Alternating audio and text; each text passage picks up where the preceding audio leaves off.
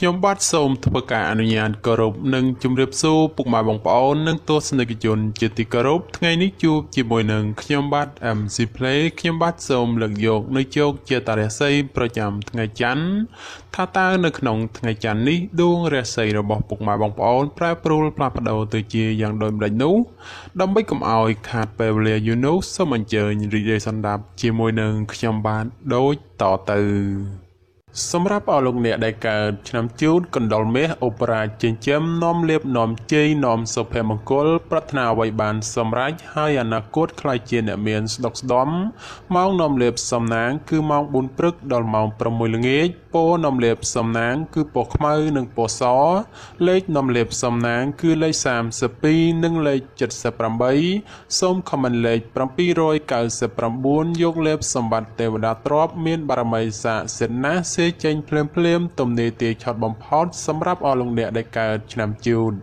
នៅថ្ងៃនេះបើលោកអ្នកធ្វើអ្វីកុំរងចាំយូរពេកពីព្រោះថាផលជាផ្លែផ្កាតែងតែហុចមកវិញជានិច្ចសម្រាប់អ្នកប្រកបមុខរបររកស៊ីជួញដូររាសីងើបឡើងខ្ពស់ដូចនេះទោះជួញទីជិតឆ្ងាយលោកអ្នកអាចសម្រេចផលល្អ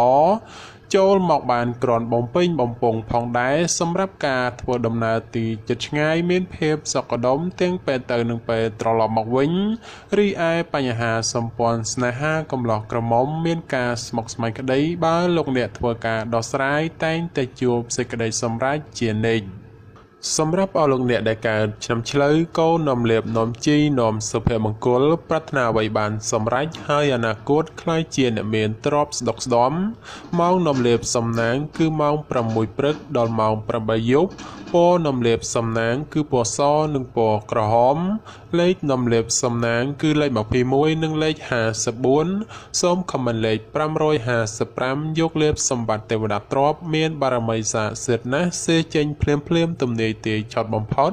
និងមានសំណាងល្អប្រទានសម្បត្តិមហាសិទ្ធិមានលៀបមានជ័យមានលុយចូលហោហៀចំពោះឆ្នាំឆ្លូវនៅថ្ងៃនេះយាអូនរបស់អស់លោកអ្នកមិនគប់ប្រសាទេចូលមានការប្រយ័ត្នប្រយែងអារម្មណ៍មួម៉ៅក្តៅក្រហាយមិនដឹងមុខក្រោយនាំឲ្យកើតរឿងតូចคล้ายជារឿងធំណាមួយគេចោមរំស្អប់បង្កជាឥទ្ធិពលអាក្រក់រោគនឹកស្មានមិនដល់ក្រៅពីនេះបើមានការប្រកបកិច្ចការងារលោកអ្នកអាចជួបរឿងរ៉ាវចំនួនកើតឡើងដូច្នោះក៏បីមានការប្រុងប្រយ័ត្នប្រយែងបើមិនដូច្នោះទេចូលធ្វើគោធ្វើថ្លង់ខ្លះទៅប្រសើរសម្រាប់អ្នកប្រកបមុខរបររកស៊ីជួញដូរទីជិតឆ្ងាយលៀបតូចធំច្រើនបាល់ហួសឬកុហករំលងពេលនេះអាចឆោងចាប់បានខ្លះវិញហើយរីឯសេចក្តីស្នេហាប្រុសស្រីមានការច្រណែននិងមើលផ្លូវអាក្រក់ចំពោះគ្នាច្រើនសម្រាប់អស់លោកអ្នកដែលកើតឆ្នាំខាលខ្លាមន្ត្រីចិញ្ចឹមមានប្រាជ្ញាឆ្លាតវៃមានគំនិតភ្លឺថ្លាហើយអនាគតខ្លាយជាអ្នកមានអំណាចនិងទ្រព្យស្ដុកស្ដំម៉ោងនាំលេបសំណាងគឺម៉ោង5ព្រឹកដល់ម៉ោង8យប់ពណ៌នាំលេបសំណាងគឺពណ៌សនិងពណ៌ស្វាយលេខនាំលេបសំណាងគឺលេខ59និងលេខ69សូមខមមិនលេខ222យកលេបសម្បត្តិទេវតាទ្រព្យមានបារមីស័ក្តិសិទ្ធិណាស់សេចេញភ្លាមទំនេរទាឆត់បំផុតនិងមានសំណាងល្អនិងប្រទានសម្បត្តិមហាសិទ្ធិមានលេបមានជ័យមានលុយចូលហោហៀចំពោះឆ្នាំខាលនៅថ្ងៃនេះការប្រកបការងារឃើញថាមានការជឿនលឿនទៅមុខយឺនហើយជាពិសេសមានបញ្ហាប្រទើជាមួយអ្នកដទៃថែមទៀតចំពោះអ្នកប្រកបមុខរបររកស៊ីជួញដូរវិញលោកអ្នកត្រូវតែចេះសន្សំទ្រព្យល្អិតល្អោចឡើងទៅកុំខំប្រម៉ូទតែទ្រព្យធំព្រោះថ្ងៃនេះសម្បូរតែទ្រព្យល្អិតល្អោចប៉ុណ្ណោះសម្រាប់ការធ្វើដំណើរទីជិតឆ្ងាយកុំកប់បីសេពគប់លបែងស្រីស្រាព្រោះនាំភាពទុក្ខសោកមកវិញតែប៉ុណ្ណោះរីឯបញ្ហាគូក្រងប្តីប្រពន្ធឬគូស្នេហ៍កំឡោះក្រមុំមានដំណើរការថយក្រោយនិងប្រឆាំងគ្នាច្រើនសម្រាប់អស់លោកអ្នកដែលកើតឆ្នាំថោះទុនសាយមាសមានបារមីដៃជះមានអំណាចមានមនុស្សជួយជ្រោមជ្រែងការងារតូចធំដើម្បីឲ្យអនាគតខ្លាយជាអ្នកមានទ្រព្យសម្បត្តិស្ដុកស្ដំម៉ោងនាំលេបសំណាងគឺម៉ោង5ព្រឹកដល់ម៉ោង9យប់ព ពណ៌នំលាបសំណាងគឺពណ៌ប្រផេះនិងពណ៌លឿងលេខនំលាបសំណាងគឺលេខ22និងលេខ43សូមខមមិនលេខ888យកលេបសម្បត្តិមហាសិទ្ធិមានបារមីស័ក្តិសិទ្ធិណាស់សេចេញភ្លាមទំនាយទាយឆត់បំផុតនិងមានសំណាងល្អនិងប្រទានសម្បត្តិមហាសិទ្ធិមានលៀបមានជ័យមានលុយចូលហោហៀចំពោះឆ្នាំថោះនៅថ្ងៃនេះការប្រកបការងារមានការជឿនលឿនទៅមុខច្រើនផ្នែកក្នុងនេះមិនថារឿងការងារប្រកាសឬរឿងផ្ទាល់ខ្លួននោះឡើយសម្រាប់អ្នកប្រកបមុខរបររកស៊ីជួញដូរវិញមានភាពរលូនល្អទៅមុខនិងការរកប្រាក់កម្រៃទៀតសោតក៏ក្រាន់បើជាងមុនផងសម្រាប់ការធ្វើដំណើរទីជិតឆ្ងាយមានភាពសុខដុមទាំងពេលទៅនិងពេលត្រឡប់មកវិញរីឯបញ្ហាស្នេហាកំឡោះក្រមុំឬមេម៉ាយពោះម៉ាយក្តីជួបរឿងការយល់ខុសនិងភាពប្រចែកប្រច័ណ្ឌកំពុងចូលលុកលុយច្រើនដូចនេះត្រូវកាត់បន្ថយការបង្កចំនួនវិវាទចេញពីខ្លួនខ្លះទៅប្រសើរសម្រាប់អស់លោកអ្នកដែលកើតឆ្នាំរោងពោះអ្នកក្រេតមន្ត្រីចិញ្ចឹមធ្វើកិច្ចការងារអ្វីមួយតែងតែមានគំនិតជ្រះថ្លាប្រាថ្នាអ្វីបានសម្រេចធ្វើការតូចធំតែងតែមានអ្នកគ្រប់គ្រងទំនុកបំរុងសពគ្រប់បែបយ៉ាងម៉ោងនំលាបសំណាងគឺម៉ោង7ព្រឹកដល់ម៉ោង8យប់ពណ៌នំលាបសំណាងគឺពណ៌សនិងពណ៌ក្រហមលេខនំលាបសំណាងគឺលេខ46និងលេខ98សូមខមមិនលេខ168យកលេបសម្បត្តិអុកញ៉ាមានបារមីស័ក្តិសិទ្ធិណាស់សេចេញភ្លាមទំនាយទាយឆត់បំផុតនិងមានសំណាងល្អនិងប្រទានសម្បត្តិមហាសិទ្ធិមានលេបមានជ័យមានលុយចូលហោហៀចំពោះឆ្នាំរោងក្នុងថ្ងៃនេះមានជោគមានសេរីហើយបើទោះបីធ្វើអ្វីក៏ដោយតែងតែមានការរីកលូតលាស់និងមានជោគមានជ័យគួរសមសម្រាប់អ្នកប្រកបមុខរបររកស៊ីជួញដូរមានការប្រជែងគ្នាច្រើននិងជាពិសេសមានការប្រទាំងប្រទើសជាមួយអ្នកមានមុខរបរដូចគ្នាហេតុនេះគប្បីធ្វើចិត្តឲ្យទូលាយទៅគ្មានរឿងរ៉ាវចម្រូងចម្រាសកើតឡើងសម្រាប់ការធ្វើដំណើរទីជិតឆ្ងាយជួបភាពសុខដុមទាំងពេលទៅនិងពេលត្រឡប់មកវិញរីឯសេចក្តីស្នេហាកំឡោះក្រមុំមានការជឿនលឿនទៅមុខនិងផ្អែមល្ហែមល្អចំពោះគ្នាប្រពៃសម្រាប់អស់លោកអ្នកដែលកើតឆ្នាំអាសាញ់ពោះទេវតាចិញ្ចឹមមានលៀបមានជ័យមានមនុស្សជាច្រើននាំគ្នាស្រឡាញ់រាប់អានសាទរម៉ោងនាំលៀបសំណាងគឺម៉ោង6ព្រឹកដល់ម៉ោង8យប់ពណ៌នំលាបសំណាងគឺពណ៌លឿងនិងពណ៌ខ្មៅលេខនំលាបសំណាងគឺលេខ56និងលេខ89សូមខមមិនលេខ777យកលេបសម្បត្តិអភិជននៅលុយរយលានមានបារមីស័ក្តិសិទ្ធិណាស់សេចេញភ្លាមទំនាយទាយឆត់បំផុតនិងមានសំណាងល្អនិងប្រទានសម្បត្តិមហាសិទ្ធិមានលៀបមានជ័យមានលុយចូលហោហៀចំពោះឆ្នាំអាសាញ់នៅថ្ងៃនេះទាំងស្ត្រីនិងបុរសបើចង់ធ្វើអ្វីក៏ដោយតែងតែជួបលើកំណត់ផ្លូវតានតឹងដោយមានសភាពពិបាករុករលទៅមុខព្រោះជួបតែភាពប្រទាំងប្រទើហើយមនុស្សនៅជុំវិញខ្លួនចាំតែឈ្នានេះនឹងមើលបំណាំបង្ករឿងហេតុសម្រាប់ការរស់នៅរបស់អស់លោកអ្នកជួបបញ្ហាច្រើនលើបញ្ហាប្រកាសដូច្នោះចូលប្រយ័ត្នប្រយែងការកើតមានចំនួនវិវាទណាមួយព្រោះតែបញ្ហានេះសម្រាប់អ្នកប្រកបមុខរបររកស៊ីជួញដូរផលកម្រៃក្នុងការរកផលចំណូលគឺពិបាករកណាស់ហើយការជួញដូរទីជិតឆ្ងាយទៀតសោតមានតែភាពរកម្មរកុសមិនស្ទើរដែរទេរីឯសម្ព័ន្ធស្នេហាប្រុសស្រីមានការប្រែប្រួលផ្លាស់ប្ដូរជួនល្អជួនអាក្រក់នាំឲ្យខ្វាយខ្វល់ជាញឹកញាប់សម្រាប់អស់លោកអ្នកដែលកើតឆ្នាំមមីសេះមេតបចិញ្ចឹមនាំលៀបនាំជ័យនាំសុភមង្គលប្រាថ្នាអ្វីបានសម្រេចហើយអនាគតខ្លាយជាអ្នកមានទ្រព្យស្ដុកស្ដំម៉ោងនាំលៀបសំណាងគឺម៉ោង5ព្រឹកដល់ម៉ោង7យប់ពណ៌នំលាបសំណាងគឺពណ៌សនិងពណ៌ក្រហមលេខនំលាបសំណាងគឺលេខ38និងលេខ56សូមខមមិនលេខ666យកលេបសម្បត្តិទេវតាទ្រព្យមានបារមីស័ក្តិសិទ្ធិណាស់សេចេញភ្លាមទំនាយទាយឆត់បំផុតនិងមានសំណាងល្អនិងប្រទានសម្បត្តិមហាសិទ្ធិមានលៀបមានជ័យមានលុយចូលហោហៀចំពោះឆ្នាំមមី នៅថ្ងៃនេះផ្ដល់ផលល្អសម្រាប់ការសម្រេចចិត្តការងារឬបណ្ដាក់តនរកស៊ីក្នុងរឿងអ្វីមួយពីព្រោះថាផលជាផ្លែផ្កាតែងតែឆ្លើយតបមកវិញគួរជាទីគាប់ចិត្តបើជាអ្នកប្រកបមុខរបររកស៊ីជួញដូរមានការលក់ចេញទិញចូលក្រនរស់រវើកគួរសមហើយបើចង់ចរចារឿងទំនិញអ្វីមួយផងតែងតែអាចសម្រេចជានិច្ចរីឯសម្ព័ន្ធស្នេហាកំឡោះក្រមុំមានការរីកចម្រើនលូតលាស់ទៅមុខនិងបើចង់ផ្សំផ្គុំគ្រួសារផងជាឱកាសល្អប្រពៃបំផុតសម្រាប់អស់លោកអ្នកដែលកើតឆ្នាំមមែពពែមេមានបារមីដែលជាឈ្នះអមេសត្រូវប្រាថ្នាអ្វីបានសម្រេចហើយអនាគតខ្លាយជាសេដ្ឋីគេហបតីឬក៏អ្នកមានជាន់ខ្ពស់ម៉ោងនាំលេបសំណាងគឺម៉ោង6ព្រឹកដល់ម៉ោង7យប់ពណ៌នំលេបសំណាងគឺពណ៌ស្វាយនិងពណ៌លឿងលេខនំលេបសំណាងគឺលេខ69និង89សូមខមមិនលេខ789យកលេបសម្បត្តិអ្នកមានជាន់ខ្ពស់មានបារមីស័ក្តិសិទ្ធិណាស់សៀចេញភ្លាមទំនាយទាយឆត់បំផុត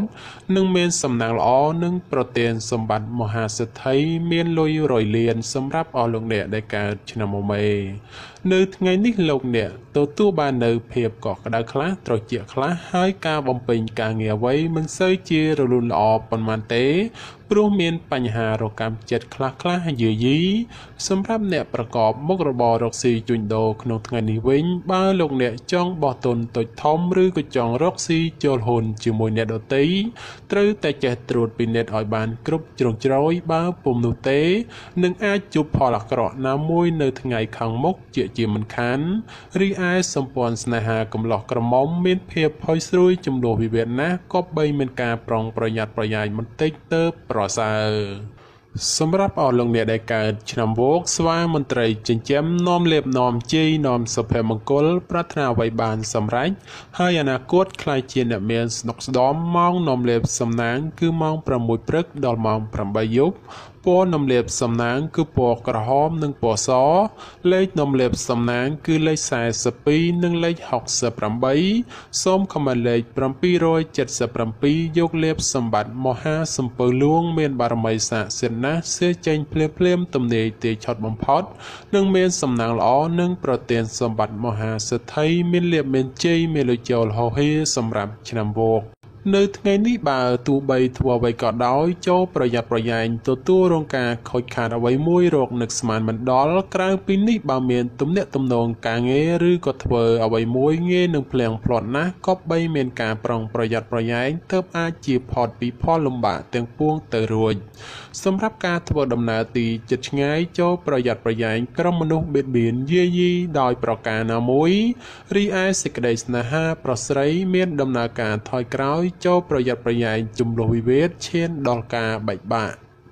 សម្រាប់អស់លោកអ្នកដែលកើតឆ្នាំរកាមន់មាសមន់ប្រាក់នាំលៀបអបរាជចិញ្ចឹមមានសំណាងល្អឈ្នះអមេសត្រូវប្រាថ្នាអ្វីបានសម្រេចហើយអនាគតខ្លាយជាសេដ្ឋីគេហបតីឬអភិជនជាន់ខ្ពស់ម៉ោងនាំលៀបសំណាងគឺម៉ោង5ព្រឹកដល់ម៉ោង7យប់ពណ៌នាំលេបសំណាងគឺពណ៌ក្រហមនិងពណ៌លឿងលេខនាំលេបសំណាងគឺលេខ44និងលេខ56សូមខមមិនលេខ168យកលេបសម្បត្តិអ្នកមានជាន់ខ្ពស់មានបារមីស័ក្តិសិទ្ធិណាស់សៀចេញភ្លាមទំនាយទាយឆត់បំផុតនិងមានសំណាងល្អនិងប្រទានសម្បត្តិមហាសេដ្ឋីមានលៀបមានជ័យមានលុយចូលហោហៀចំពោះឆ្នាំរកានៅថ្ងៃនេះយអូនបានងើបឡើងខ្ពស់ដូចនេះជាឱកាសល្អច្រើនសម្រាប់អស់លោកអ្នកពង្រីកការងារអ្វីមួយពីព្រោះថាតែងតែហុចផលល្អចូលមកច្រើនជាងអាក្រក់ចំពោះអ្នកប្រកបការងាររាជការឬក៏ធ្វើការក្រុមហ៊ុនឯកជនបើទោះបីការងារមមាញឹកក៏ដោយតែក៏មានសំណាងល្អមកវិញគឺធ្វើច្រើនតែងតែហុចផលច្រើនជានិច្ច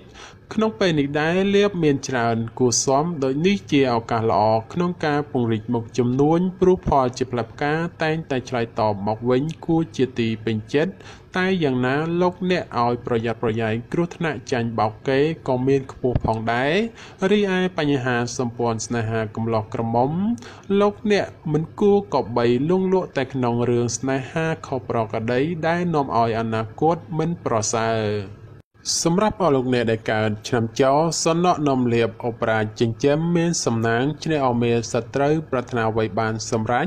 ហើយអនាគតខ្លាយជាសិទ្ធិគេហបតីឬក៏អ្នកមានជាន់ខ្ពស់ម៉ោងនំលៀបសំណាងគឺម៉ោង6ព្រឹកដល់ម៉ោង9យប់ពណ៌នំលៀបសំណាងគឺពណ៌ខ្មៅនិងពណ៌ប្រផេះលេខនំលៀបសំណាងគឺលេខ14និងលេខ38សូមខមមិនលេខ168យកលៀបសម្បត្តិអ្នកមានជាន់ខ្ពស់មានបារមីស័ក្តិសិទ្ធិណាស់សេចេញភ្លាមទំនេរទាយឆុតបំផុត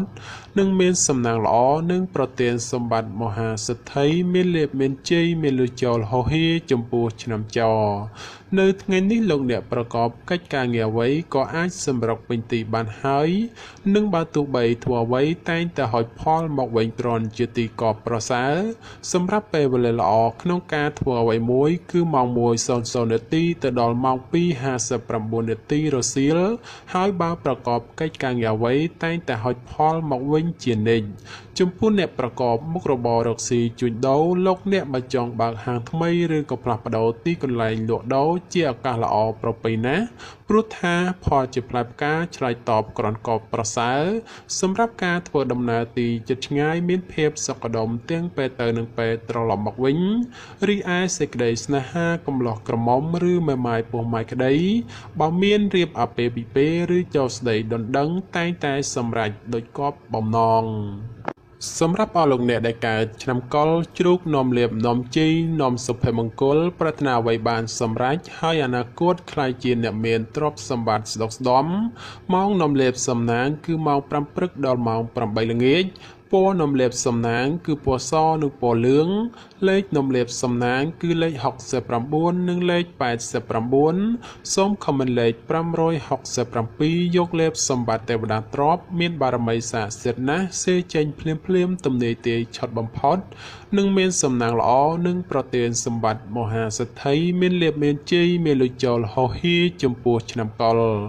នៅក្នុងថ្ងៃនេះបើលោកអ្នកធ្វើអ្វីត្រូវធ្វើដោយសន្សឹមកុំបំបោលនោះផលល្អនឹងហុចឲ្យវិញដូចជាទីកប់បំណង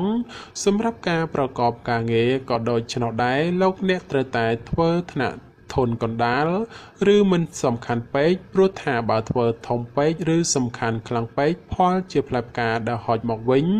មិនសូវដូចគប់បំណងប៉ុន្មាននោះឡើយចំពោះអ្នកប្រកបមុខរបររកស៊ីជួញដូរលោកអ្នកឲ្យប្រយ័ត្នប្រយែងជន់ខិលខូចតាមលួចបន្លំឬបង្ករឿងហេតុដោយប្រការណាមួយរីឯសេចក្តីស្នេហាប្រុសស្រីមានការខ្វាយខ្វល់ព្រោះតែការប្រឆាំងគ្នាមានច្រើនជាងសពមួយដងបាទចំពោះជោគជាតារាសីប្រចាំឆ្នាំទាំង12ខ្ញុំបាទក៏សូមបញ្ចប់ត្រឹមតែប៉ុណ្ណេះជាចុងក្រោយប្រសិនបើមានពាក្យលើសលួសខ្វះខាតត្រង់ប្រការណាមួយសូមពុកម៉ែបងប្អូនជួយអធ្យាស្រ័យដល់រូបខ្ញុំបាទផងហើយខ្ញុំបាទក៏សូមអរគុណនិងសូមជម្រាបលា